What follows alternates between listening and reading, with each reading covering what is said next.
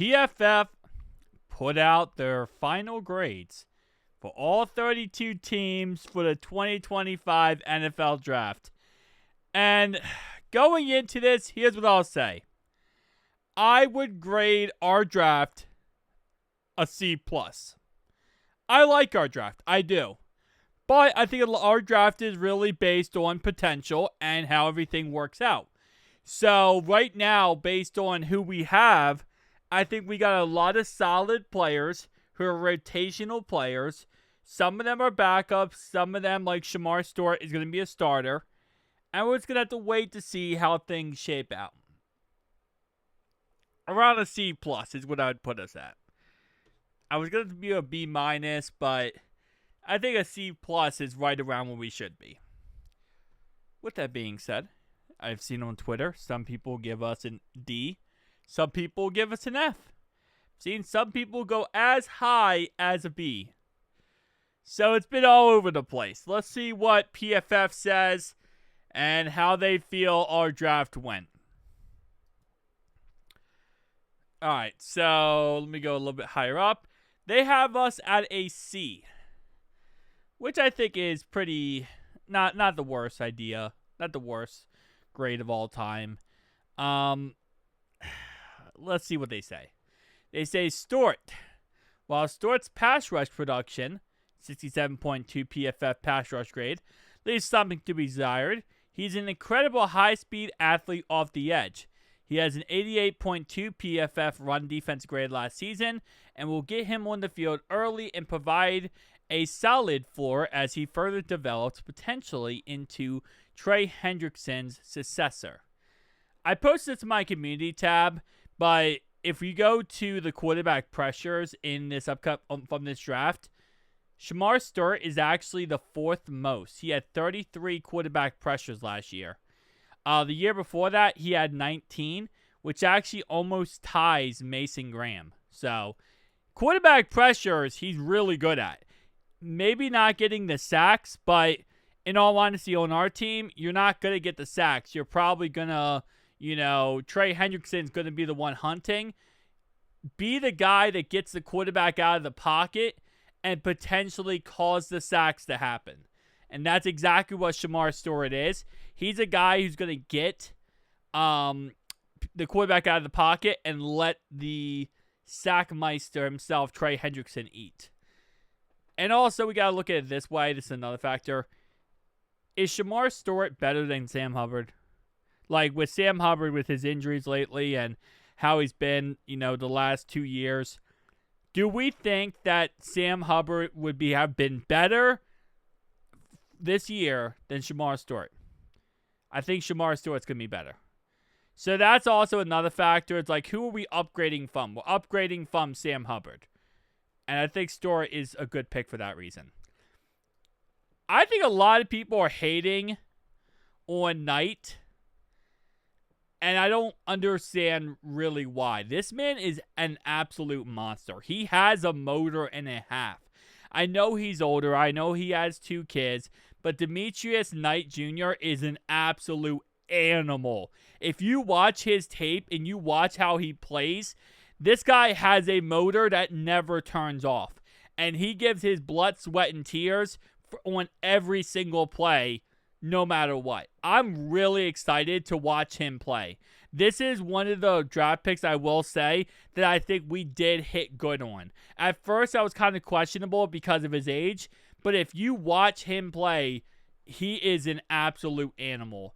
Definitely recommend watching his college tape because he is an AFC North linebacker. You can tell right away he is that hard, tough, gritty guy who's going to go head first into everything.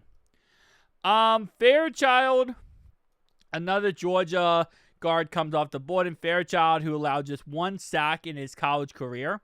He earned an 87 PFF pass blocking grade in 2024 and provides the Bengals with a minimum good depth piece as an interior offensive lineman, if not potential starter to protect Joe in the future. And with Scott Peters, listen, under Frank Pollock, I would have not liked this pick as much. Under Scott Peters, I think this pick is a lot better. I think that they could help us out very much in the long run.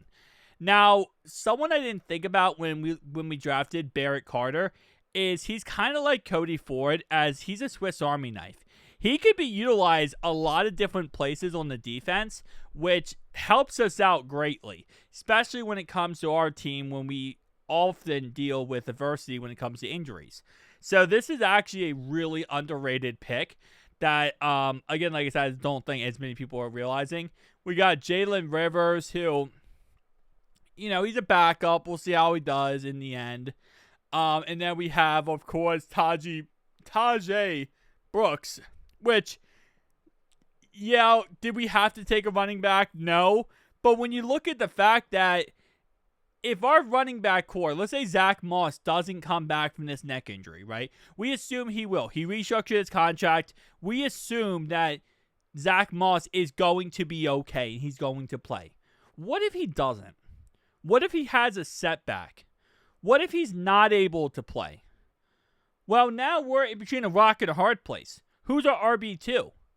Do you guys truly feel confident in your RB2 being Samaje Perine? That's a question, I think Samaje Perine at this point in his career is a really good RB3. I think he's a good pass blocker. He's a good receiving back. And I think overall-wise, he just does everything he needs to, but he's older. He's not like he was when he was younger. Tajay Brooks, the reason why we drafted him, because a lot of people ask why. First off, this guy is a pass blocker. He is willing to pass block in every circumstance possible, and that's a huge reason why we picked him up. He also is a receiving back. He also can line up as a wide receiver. He can line up in the slot, and he is explosive. Is he perfect? No. There is a lot of things he needs to learn and develop and get better at, but that's also why he was a 6th-round pick, right? He wasn't a 2nd-round pick for a reason. This wasn't the first running back Ashton Genty off the board for a reason. But this is a guy who really fits our system. I love the idea of going with Cam Scatterbo. Obviously the Giants got him. I kind of wanted him. But at the end of the day, he didn't really fit our system if you think about it, because he's not a pass blocker. He's not a receiver. This is someone you need to be able to do a little bit of everything, and that's what Tajay Brooks is. So is it we should have not got him, we should have traded down? Potentially, but I mean, at that point, what are you really going to get in the 6th or 7th round? You're going to get, pretty much crumbles. Nothing really special. So at least this way, we actually got someone who I think has the potential to be great. And again, if Samaje Perine isn't the guy, if he's not playing up to expectations, or Zach Moss doesn't come back healthy, now we have ourselves a running back to replace them. And I know there was some people in the chat said about Kendall Milton. Well, Kendall Milton he could be the guy. He could be the guy. Maybe he will be, right? At the end of the day, the beautiful thing about the 53-man roster, everyone competes for it. Everyone. No one's job is locked in outside of the star players on this team. And everyone's going to compete for the 53-man roster. So Zach Moss is going to have to compete with Kendall Milton. Kendall Milton's going to have to compete with Chase Brown. Everyone's going to compete, right? And the best players will be on the 53-man roster. So if Kendall Milton is really good, if he really takes off this preseason and training camp, he will be on the 53-man roster, and we'll be talking about Kendall Milton next year. If not, it might be Tajay Brooks. Anyway, Cleveland, C+. I think Cleveland just did a fluff it, let's see what happens type of draft, because this is a fluff it draft, in all honesty. 2 quarterbacks. They took Shedeur Sanders. Lordy, could not say that correctly. They took Shedeur Sanders. They took Dylan Gabriel. They took Dylan Samson. And then they took Arnold. They also took Judkins. They took a linebacker. And they took Mason Graham. They were all over the place. Giving them a C+ is kind of nice for PFF. I think PFF tried to do them a service because they have to deal with the whole crap now with their 4 quarterbacks. Yes, they have Kenny Pickett, Joe Flacco, obviously Dylan here they just drafted, and they also got Shedeur Sanders. So they got a bunch of picks, bunch of quarterbacks now. The Ravens got an A. for obvious reasons. They had a great draft, in all honesty, which they normally do.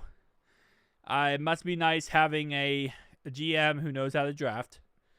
Must be really freaking nice to do that. Something we wish we would have. Pittsburgh. Like I said, I like our draft, but Duke Tobin sucks at drafting, and that's his period. End of story. He sucks at drafting. He's not good at it. But I still like how our draft turned out. Steelers got a B+. They got a quarterback of the future in Will Howard. As we know, Mike Tomlin would never start him, though, because he only starts veterans. He doesn't start rookies. So it doesn't really matter at the end of the day there, but I think they did a really good job. They got 2 defensive linemen, a running back. They got an edge rusher, a quarterback, linebacker, a corner. They really covered everything. It's amazing how little draft picks we had versus everyone else in the AFC North. All right, so let's talk about players that got signed. We did sign some extra players, as you guys know, for our free agent, undrafted free agent players. So we so far have signed a running back in Conley, a quarterback in Peyton Thorne, Michigan's long snapper William Wagner, Duke's wide receiver Jordan Moore, BYU offensive tackle Caleb, Ohio State center Seth McLaughlin, Notre Dame D tackle Howard Cross, Arkansas D tackle Eric Gregory, Rutgers safety Loyal, West Virginia tight end Cole Taylor, Oklahoma State wide receiver Rashad Owens, and finally Cincinnati's wide receiver Mays. So not a bad list of players. We're obviously going to sign more players, and obviously free agency is still a thing. So tell me down below your thoughts and opinions. I'll see you guys next one. Who